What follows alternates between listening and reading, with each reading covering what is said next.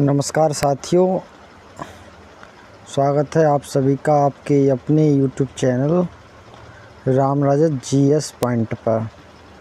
ठीक है, अभी पिछले वीडियो में हमने देखा था जो सिंधु घाटी सभ्यता से संबंधित जो ऑब्जेक्ट सीरीज चल रही है उसी का नेक्स्ट भाग यानी तीसरा भाग आज हम लेके आए हैं। ठीक है, तो यहाँ से स्टार्ट करते हैं। ये 42 नंबर का क्वेश्चन आप देख रहे हैं, यहाँ से स्टार्ट करते हैं, देखते हैं यहाँ से करना। ठीक है, यहाँ से इसका कर लेते हैं थोड़ा सा ऐसा। ठीक, चलो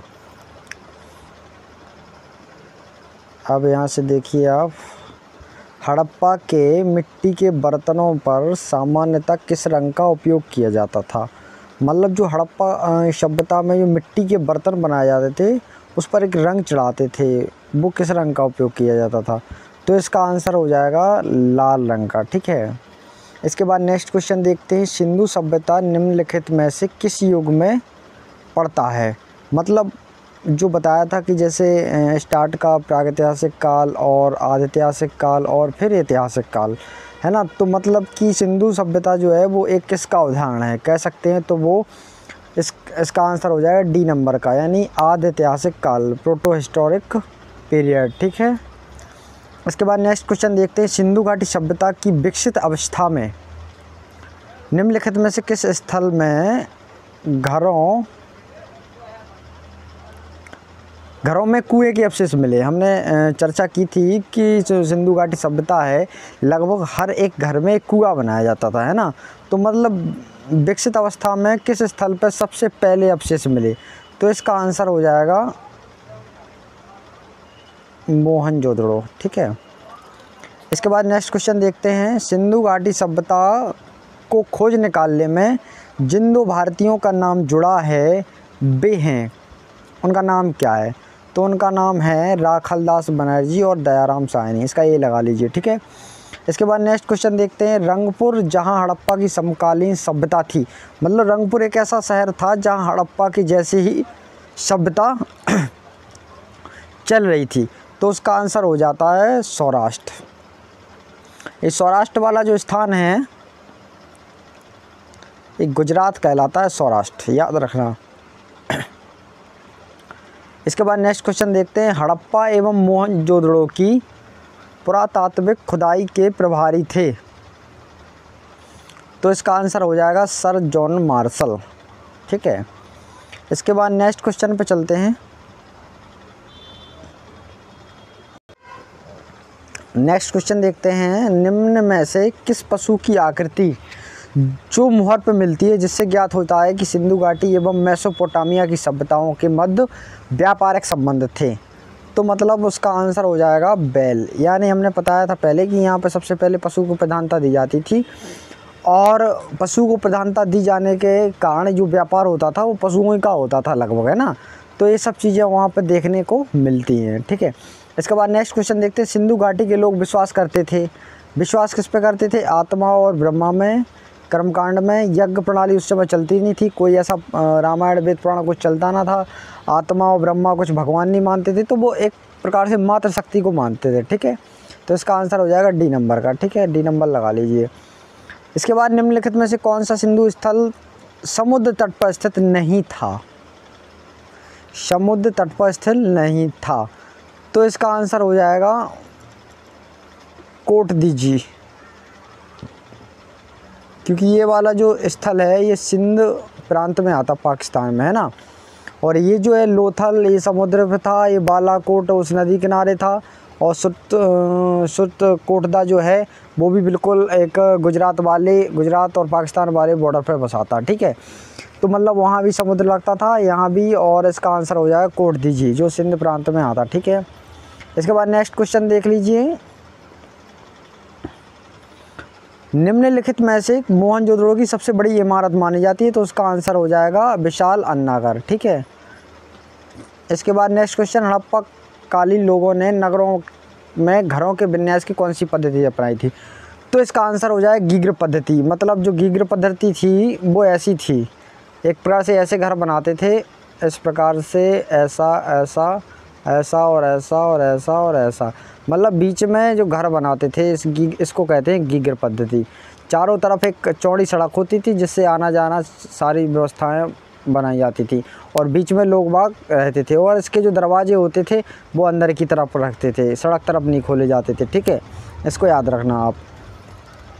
इसके बाद नेक्स्ट क्वेश्चन देखते हैं, ये वाला जोड़ी को मैच करते हैं। जो लोथल है वो इसका पुरातात्विक जो अवशेष है वो क्या मिला हमें देखने के लिए, ठीक है ना। लोथल से हमें क्या मिला, तो लोथल से हमें डॉकयार्ड, मतलब कि उसको सिंधु सभ्यता के समय में बंदरगाह को डॉकयार्ड कहते थे, है ना। तो मतलब हम कह सकते हैं कि लोथल से हमको बंदरगाह के बारे में साक्ष्य मिले कि यहाँ पे कोई बंदरगाह था, इसको उस समय बोलते थे डॉकयार्ड। कालीबंगन से तो काले रंग की चूड़ियाँ मिली और जुता हुआ खेत भी मिला, है ना। तो इसका आंसर हो जाएगा ए नंबर का। धौलावीरा जो है वो गुजरात वाला इलाका कहलाता है, उसमें हड़प्पा लिपि के बड़े आकार के कई 10 चित्र मिले, उनका एक शिलालेख मिला। ठीक है, तो इसका लगा लीजिए आप चौथा। और बनवाली जो है वो पक्की मिट्टी की बनी हुई हल्की प्रतिकृति मिलती है। ठीक है, हमको याद रखना है इस चीज़ के लिए। ठीक है, इसके बाद आगे देखते हैं, निम्नलिखित पशुओं में किस एक का हड़प्पा सफाई मोहरों और टेराकोटा कलाकृतियों में निरूपण अंकन नहीं है। ठीक है, तो मतलब कि हड़प्पा सभ्यता के समय जो मोहरें पाएंगी उनमें ऐसा कौन सा जानवर था जो बिल्कुल भी देखने नहीं मिला, तो इसका आंसर हो जाएगा शेर। शेर तो कोई जानता ही नहीं था उस समय। ठीक है, इसके बाद नेक्स्ट क्वेश्चन देखते हैं, हड़प्पावासी किस धातु से परिचित नहीं थे, तो इसका आंसर हो जाएगा लोहा से परिचित नहीं थे। ठीक है, इसको याद रखना। इसके बाद निम्नलिखित में किस स्थल से युगल शवाधान द्विशप संस्कार यानी डबल बुरियल का प्रमाण मिलता है, तो इसका आंसर हो जाता है क्या, लोथल। मतलब कुछ ऐसा जो प्रमाण मिले, मतलब लोथल में डबल जो मकानों का एक क्रम था उसको देखने के लिए एक अलग स्तर पर मिला। ठीक है, डबल बुरियल पर मिला। ठीक है, इसके बाद नेक्स्ट क्वेश्चन देखते हैं, कपास का उत्पादन सर्वप्रथम सिंधु क्षेत्र में हुआ जिसे गीग्र व यूनान के लोग किस नाम से पुकारा करते थे, है ना। जो ये गीग्र वाले लोग हो गए, यूनान वाले लोग हो गए, ये अलग थे लोग, है ना। ये सिंधु सभ्यता अपने इस एशिया महाद्वीप में चल रही थी, ये यूनान और गीग्र वाले जो लोग थे वो यूरोप महाद्वीप वाले लोग हुआ करते थे। ठीक है, तो ये जो लोग थे वो इस अपने समय की सिंधु क्षेत्र में जो कपास का उत्पादन होता था उसको क्या कहते थे, तो इसका आंसर हो जाएगा सिंडन, है ना, याद रखना है इसको, सिंडन। इसके बाद हड़प्पा काल के तांबे का रथ किस स्थान से प्राप्त हुआ, तो इसका आंसर हो जाएगा दायमाबाद या दयामाबाद कुछ भी लिखा होगा।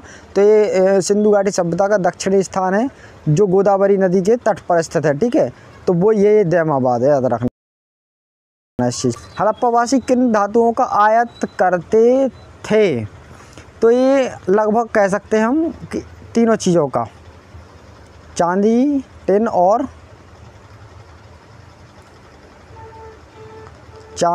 और सोना का, क्योंकि उस समय लोहा की खोज नहीं हुई थी, है ना, ये चीज़ें तो थी। इसके बाद नेक्स्ट क्वेश्चन देखते हैं, हड़प्पावासी लाजवर्द भवन निर्माण की सामग्री का आयात कहाँ से करते थे, तो इसका आंसर हो जाएगा हिंदू कश क्षेत्र के बदखसा से।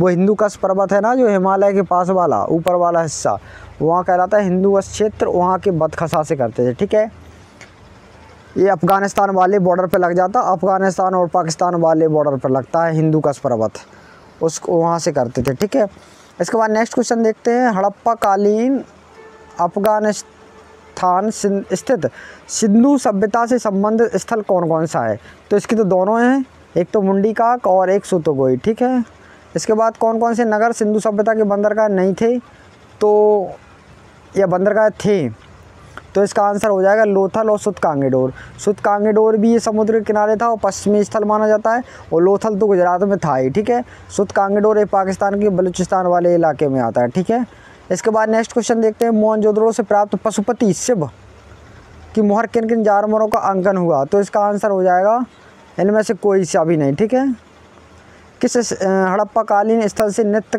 करने वाली मुद्रा यानी नृत्य मुद्रा वाली स्त्री की कांस्य मूर्ति प्राप्त हुई, ठीक है, तो इसका आंसर हो जाएगा मोहनजोदड़ो, है ना, मोहनजोदड़ो लगा लेना, ठीक है। इसके बाद किस हड़प्पा कालीन स्थल से पुजारी की प्रस्तर मूर्ति प्राप्त हुई? तो इसका आंसर हो जाएगा हड़प्पा से, ठीक है। किस सिंधु कालीन स्थल से एक ईंट पर बिल्ली का पीछा करते हुए कुत्ते के पंजों के निशान मिलते हैं ना? तो कुत्ते के पंजों के जो निशान है वो चनहूदड़ों से मिलते हैं, ठीक है, चनहूदड़ों से, ठीक है। इसका आंसर हो जाएगा सी वाला।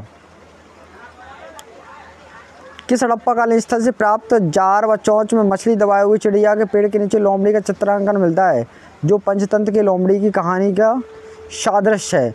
तो इसका आंसर हो जाएगा लोथल से, ठीक है। इसके आगे देखते हैं, कुछ क्वेश्चन और बचे हैं।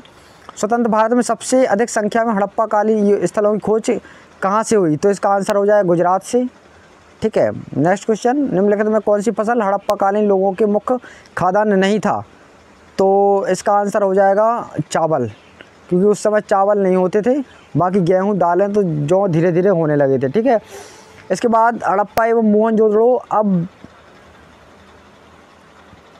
अब विलुप्त हो गए, ये बात भी सही है। कथन कह रहा है, कथन आर कह रहा है कि वे उत्खनन के दौरान प्रकट हुए, तो मतलब वे उत्खनन के दौरान प्रकट तो हुए, लेकिन हड़प्पा एवं मोहनजोदड़ो जो है वो अब विलुप्त हो गए। तो मतलब इसका आंसर हो जाएगा ए और आर दोनों सही है, लेकिन आर ए का स्पष्टीकरण है, ठीक है।